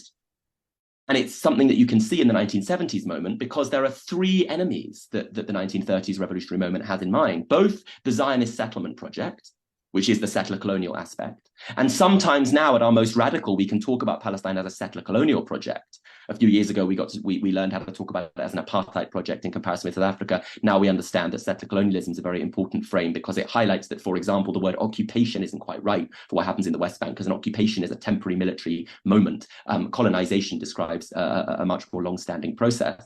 So the 30s moment attacked Zionist settler colonists, but it also attacked the British imperialists who ran the mandate of Palestine. And it also attacked, and who were read in this moment by these revolutionaries as part of a nexus that they had to oppose along with the Zionist settler process. And it also attacked a Palestinian ruling class, not to mention Arab ruling classes, who thought that they could deal with the British and get a piece of the pie for themselves against the Zionists. And so in that revolutionary moment, you have an attack on three fronts: against settler colonization, against imperialism, and against ruling class forces. And that's exactly the spirit that was recaptured in the 70s revolutionary moment, when the oppositions have changed. So the Zionist settler colonists were no longer state builders attempting to create a state. They were now a state. Imperialism was no longer led by Britain running a mandate, but by the United States trying to police the region. And ruling classes were no longer just Palestinian leaders, but also the state in the House of Saud and the Hashemite monarchy in Jordan. And so that tripartite opposition that you see in the 30s and in the 70s is worth us recovering, because at our most radical, we talk about Palestine as a settler colonial problem, but it's also a problem of imperialism, and it's also a problem of class society. And if we can recover that sense, this moment might be excitingly a moment a bit like the 30s and a bit like the 70s, because today you have people mobilizing in the streets all over the world, facing repression all over the world, including in the advanced capitalist world of bourgeois democracies, as it used to be called. That is to say, places like Britain, France, Germany, in which we've seen increasing moves towards the Palestine demonstrations, what used to be called, the imperial core, because the people who are coming out onto the streets, and I've been there in Britain, the people who've been coming out onto the streets understand, or increasingly understand, that there are these tripartite enemies, that there's a settler project in Palestine that is particularly horrifying and extreme and violent, that settler project is only sustained because it's useful for imperialism. Against the anti-Semitic claim that Israel runs the world and Israel controls America, the truth is that Israel is a useful foothold for American imperialism, and that's why it gets. This is a very Palestinians. So there's a settler colonial problem, there's a problem of imperialism, and there's of course a problem of class power, because ruling classes around the world are connected to the reproduction of imperialism for their own reproduction of capitalism. And so if we can take on those three antagonists at once, then Palestine can become a lightning rod for really kind of globally emancipatory politics. So there's so much. Oh my God. And we're also, I know we started late, and I do want to get to at least one or two other things. But yes, this is very, very important. This question of how you date your history, what events you include, even before you get to any disputes about perspective or theory, or even the way in which numbers are thought about, as if 9,000 and 11,000 is tremendously different. Right? These are very vital questions. The other thing that I wanted to think about before moving probably to what will have to be our last sort of snippet, unfortunately, but we'll be able to address these questions throughout the day, and I do want to save time so that people who are on the stream can pose their questions. Is one, very much as Barnaby pointed out, right? In fact, the idea of 67, for example, as this kind of revenge of the Arab states is largely now historically settled that that's not true. Israel knew full well what was going to happen. It was well prepared. And in fact, probably might, and this is the only disputed fact, is who fired first. But everyone knew it was going to happen. And just as Ben Gurion and others in 1940 7 through 49, essentially said, we can use this opening to get more territory. In 67, the same logic applied. And it's also very important to think in this period, Zionism confused many people around the world. One of my favorite examples of this, where is it? Did I bring it? Oh yeah, this little book, The Israeli Republic, Daliyat Israel by Jalal Ahmed, who is an Iranian sort of heretic Marxist, let's put it that way. Doesn't really 100% know what to make of between 67 or in the early 60s rather, doesn't really know what to make of of Zionism. He's like, is this in fact an anti-colonial? Is this a national liberation project? Is this like one of our things? Because they say some of the things that we believe in. And then it's only after 67 and 73 that almost all of these states and thinkers sort of are like, oh no, this is not remotely like our thing. So even people who are not particularly, right, Iran in this era was not particularly invested in the Palestinians. After that moment, though, the Palestinian cause was recognized as a set of politics and a set of forms of resistance against overall Western imperialism. So it's important to sort of think about these moments that are very, very different. And also that last point that Barnaby made, I think is so vital, right? This is not a tail wags the dog situation, which I do actually think is a mildly anti-Semitic implication, right? That like Israel controls America. No, and I actually think the focus on American domestic politics in this moment is almost blows my mind. It does not matter. It is insane. It matters in the sense that everything Americans can do to stop what is going on, we should try. But as like an election idea or like anything like this, it sort of like blows my mind that it's relatively irrelevant. Sorry, I lost my. Oh yes, and it often reproduces this idea that like the U.S. is working at the behest of Israel, as opposed to Israel being this kind of military and business economic bulwark. This is the way, or again, early Zionist leaders described it, on behalf of first the British Empire and then now the American Empire. And you can also see this, we'll get more into these bigger geopolitical questions at the end, but just to sort of round off, it's sad, we have to stop relatively soon for questions, but just to round off what Audrey was raising before about the Holocaust.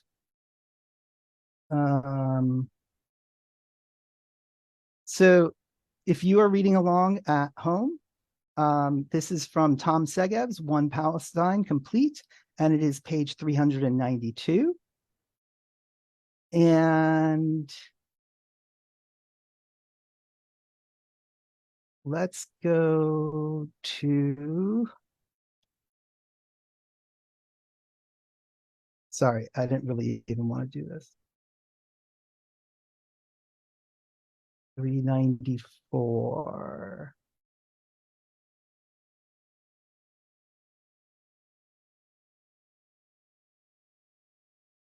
and 395. All right. New reader. Actually, Barnaby, do you mind if I get you to read again? With great pleasure. You just may not be able to stop me commenting as well, but you've been good at. Well, I'm doing my best. Where do you want me? So we've now jumped in history again, backwards and forwards. So now this is a famous comment, a classic comment. Sorry, yeah, this is one of the most important, and we're going to go through actually several of these before we stop for questions. So a few years earlier, please. And so just earlier. Oh, sorry, I should give context. This is Ben-Gurion, right? The first, he becomes the first prime minister of Israel, right? If I'm not fucking that up, right? And he is a great sort of one of the most recognized Zionist leaders of this period.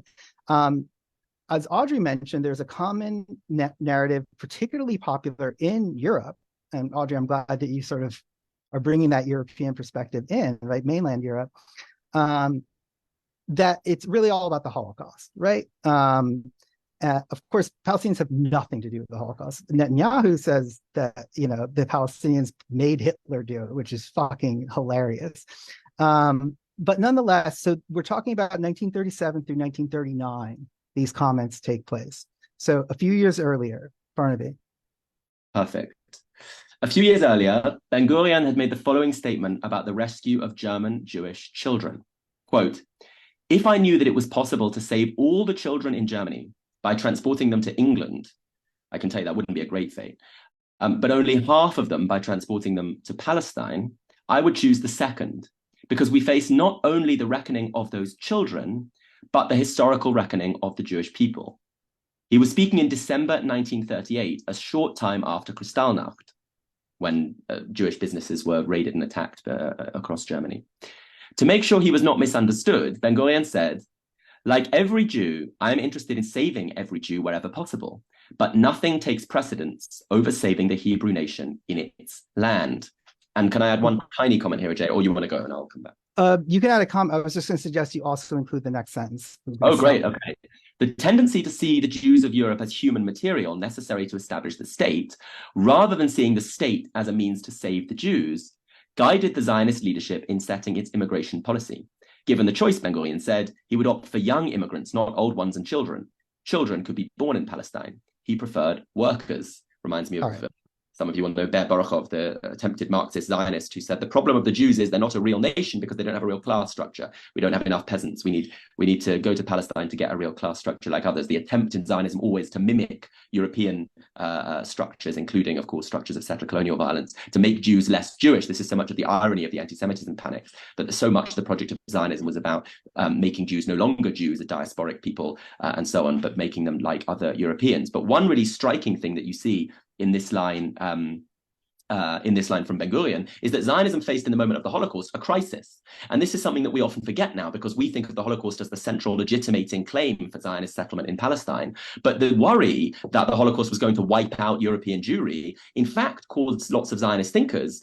If you look at the Biltmore Conference in 1942, for example, there was a huge panic about the idea that the destruction of Jewry would remove their social base for colonizing Palestine because Jews were being eliminated. So in the moment of the Holocaust, there was a sort of thought about a crisis for Zionism. And in the early years of the Zionist state, the Holocaust was treated as a shameful episode because it was understood as exemplary of this scandalous European Jew who hadn't been like the heroic Zionist and just left and gone to Palestine or resisted the horrible claim that Jews went like sheep to the slaughter. They didn't resist the Nazis enough, even though there were constant stories from the Warsaw Ghetto to the extermination camps themselves of heroic resistance. And it was only really after the Eichmann trial in the early 1960s that the Holocaust began to be established as this kind of central legitimating claim for Israel in public and not just in the kind of psyche of Zionists. So what you see in these moments is the instability of what's come to be accepted when you do genealogy. You trace the instabilities of things we now come to take as stable.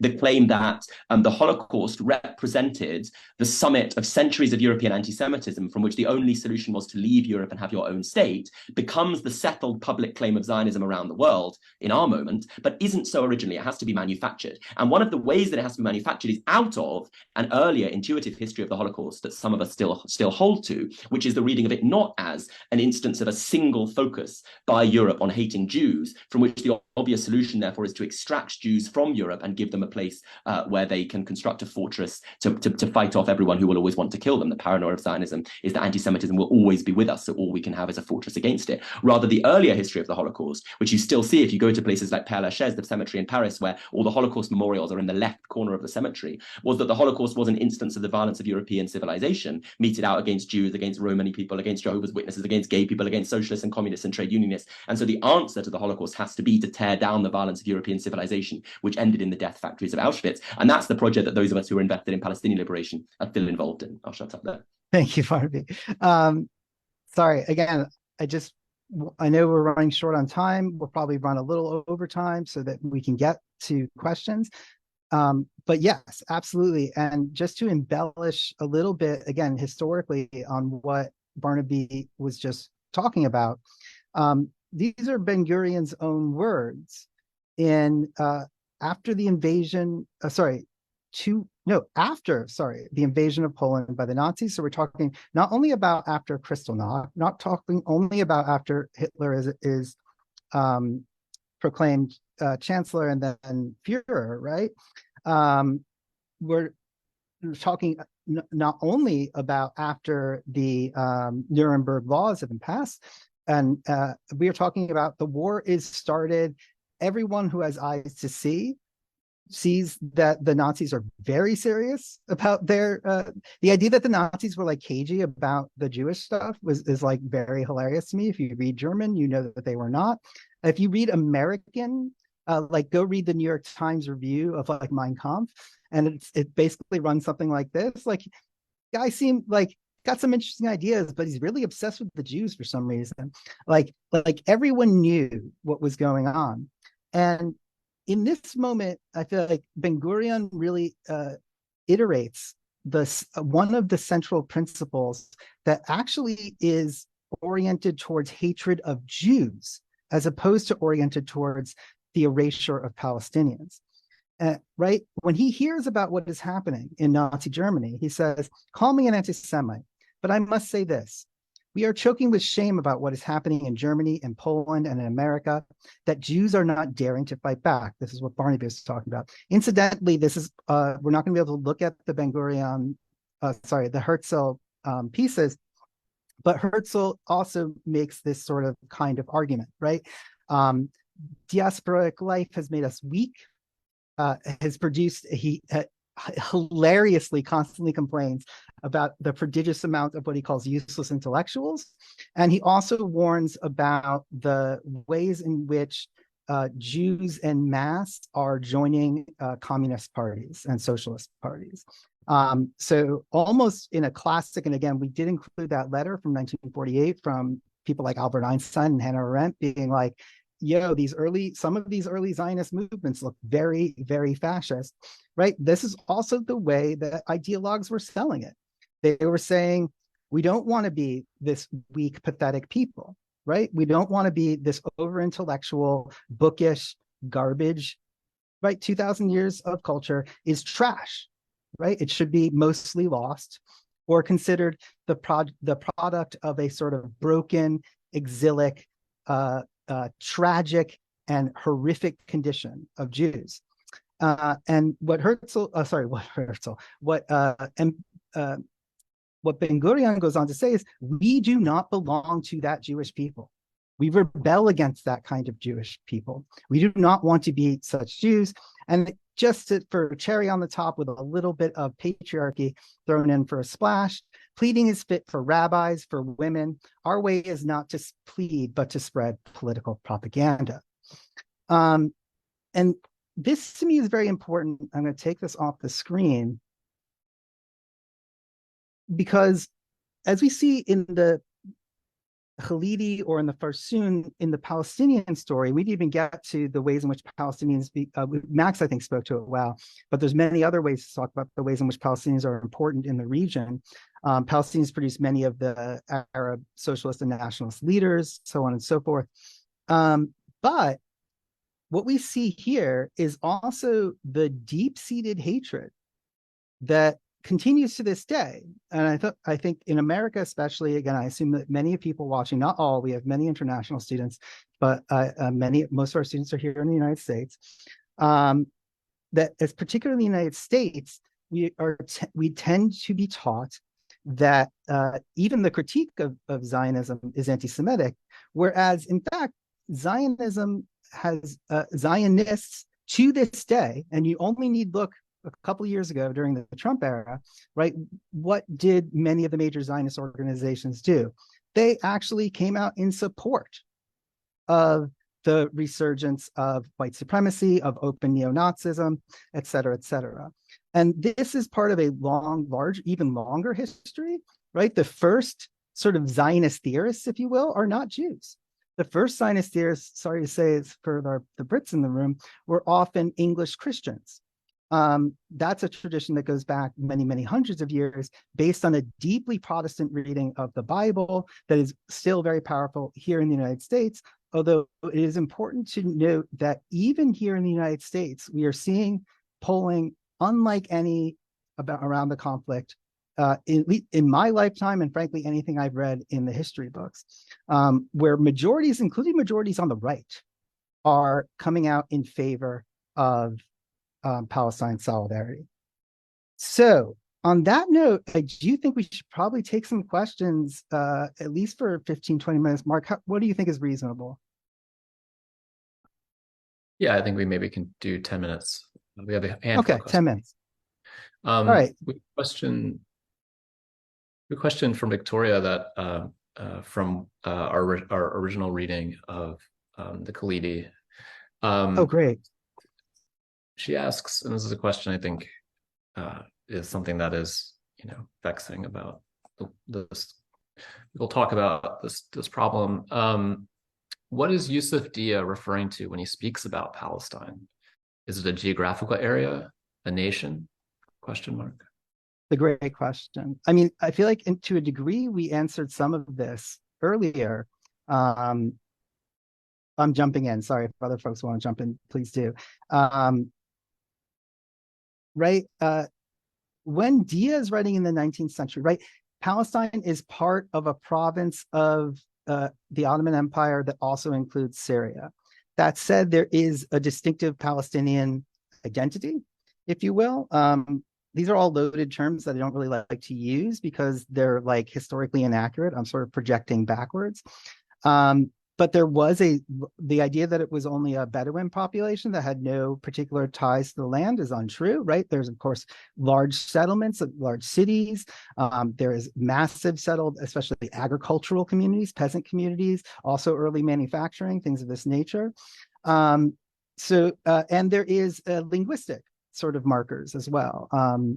One of I think the funniest things, especially for an American audience, is the sort of dialect of Arabic that is spoken in Palestine is kind of like the Iowa, it's kind of like the Tom Brokaw English. It's the like one that is close, like that everyone can understand, basically.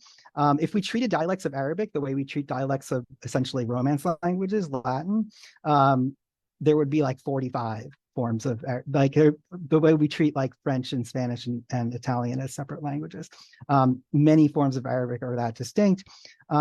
So there is a lot of cross-pollination historically, but there is in fact also a settled population that is what Diaz, his principal thing here is actually it's almost very boringly lowercase l liberal. He's like, people here own property and own farms. They have houses and cities. They have factories. Like, this is going to be a problem. No one's going to just give up that shit. So there's also a very ordinary way of looking at this. I don't know if other people want to address that sort of late 19th century Palestinian identity question.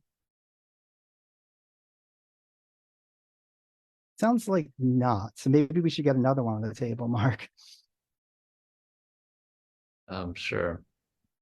There's something sort of related from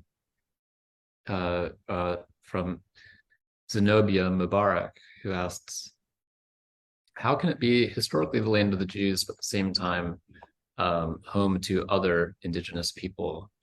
And maybe this is just a way of talking about the way indigeneity kind of functions in our... Yeah, that's a tough one. Discursively, because it's funny. I just looked up the definition of indigenous. Like the Oxford English, or like a technical. Well, I googled it, and Google is not reliable anymore. But definitions from quote Oxford Languages. It says originating or occurring naturally in a particular place. I think Barnaby, why don't you match the natural? Why don't you grab this one, because I have my own probably weird views on this. Barnaby, go ahead. Just a quick comment about the language of indigeneity. And this is a very difficult, actually, and complicated subject. And other people on the panel may disagree with me about this. I'm not even that fixed, that convinced of what I'm saying here. But I think that in recent years, there has been a Zionist attempt by some, especially on college campuses, to claim the language of indigeneity for Zionists. Yes. So we're the indigenous people of Palestine. And there's one very striking poster that went up on my campus in America at Columbia, which showed an image of a Native American looking distraught at Wall Street, as any sensible person would, and certainly a Native American. And then next to it, an image of a Zionist settler looking distraught at Al-Aqsa Mosque.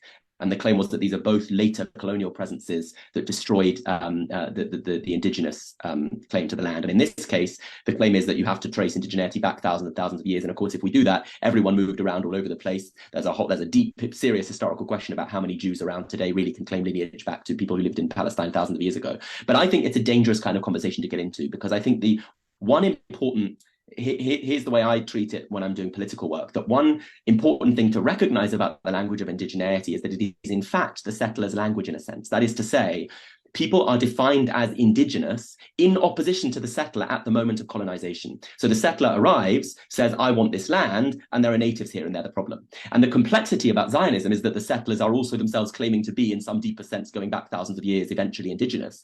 But that the categorization of Palestinians as the indigenous people of Palestine is to say they're the people who are defined by the settler as those who are already there and whom the settler needs to dispossess in order to claim the land. So the claim to indigeneity is not actually a claim to origins, which says, because I can trace my ancestry back X thousands of years, I have a right to be here, and you can't, so you don't. And so then we get into an argument about who can trace their ancestry back when. The claim is instead a very practical one. The indigenous are those who are marked by the settler for dispossession.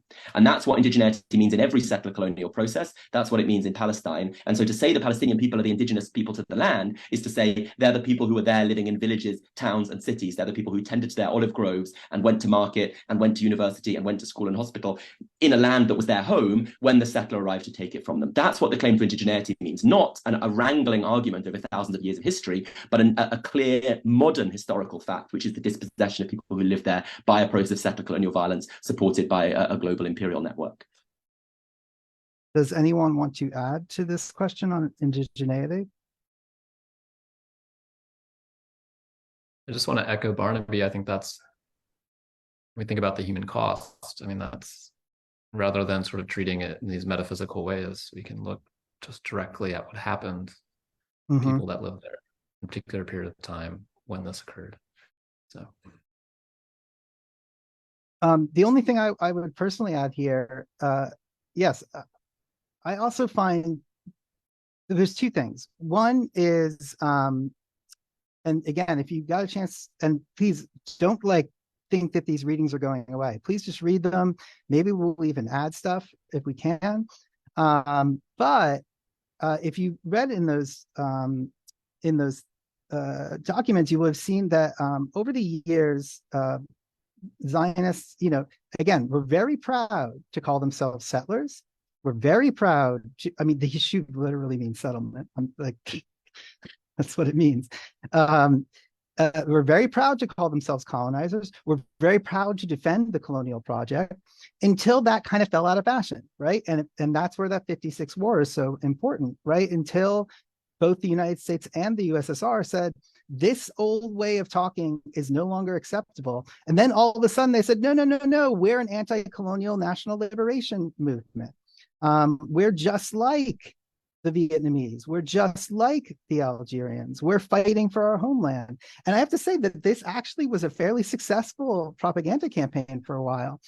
And this turn to the indigeneity discourse, I think, is in part a response to the greater public awareness around indigenous peoples who have previously not been accorded almost any not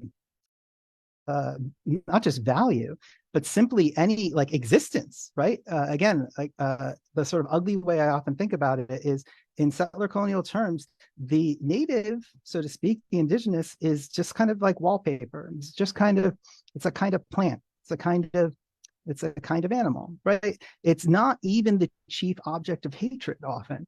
It's just in the way. And I felt like that is often much more important to emphasize, again, than this sort of who came from where first kind of thing. And that's not only simply because it's politically convenient for one side or the other. You can play that game forever. And we actually run classes on this. You can study it. Archaeological politics are very complicated. You can go right? You could go Roman, you could go pre-Roman. You start ending up with all kinds of weird stories. And I will also say I was trying not to get personal until the end. As a mixed race person who was in a country that is a settler colonial state and doesn't always seem to really love me too much, don't really feel that strong idea of the sense of being tied to a particular land. Now, many other people do. I respect that. But I'll cite again Said and one of my favorites, Teddy Adorno, both saying that in the modern world, in the ongoing catastrophe we've all been experiencing since at least the First World War, to be perfectly honest, if not, frankly, as I would usually argue, much earlier, since the dawn of Western colonization, that in this entire period,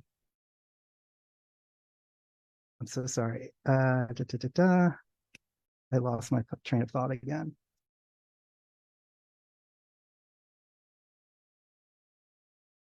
Oh, yes. That in this entire period, there are people who have been erased, but that in this entire period as well, the sort of only justifiable position one can have, to quote Teddy, is to not be at home in one's home. And Said actually makes a very remarkable translation of this to the Palestinian situation, again, from the Jewish situation. And if you've ever read Orientalism, which very few people have, I gather, it actually ends with a rumination on anti-Semitism, and how he can't avoid ending up studying anti-Semitism to understand anti-Palestinian and anti-Muslim and anti-Arabic thought more broadly. But right, the idea being that until there is some kind of more rational world at hand, we're not really even at home in our homes, and we should embrace that. And we'll talk about this, I think this is a perfect transition in some ways to the next panel.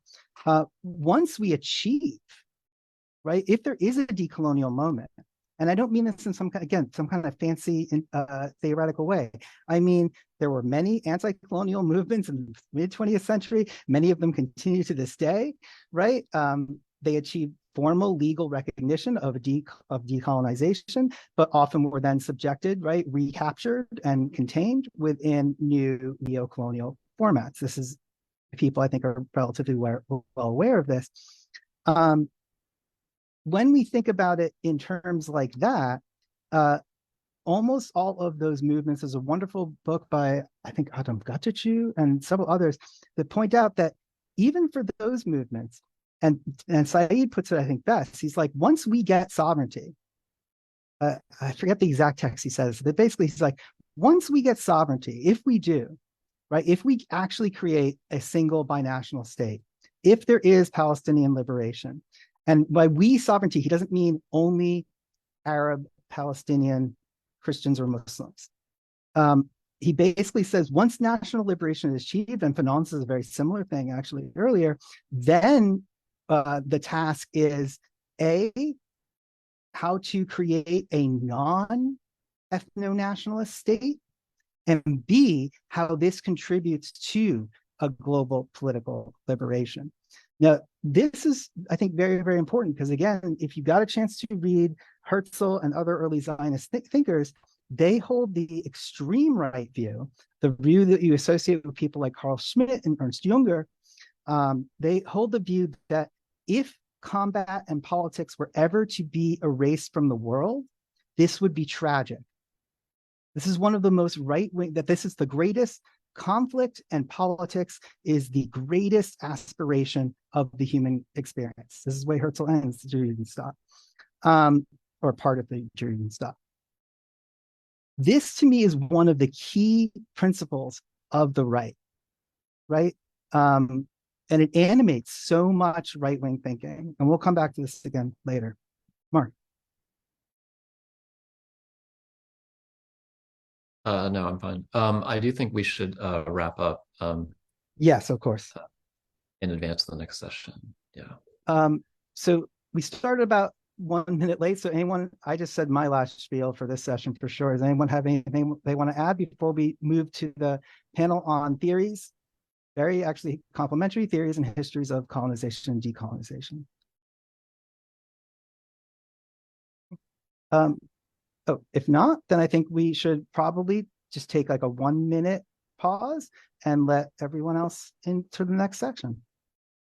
So Thanks, thank everyone. you all. Yeah.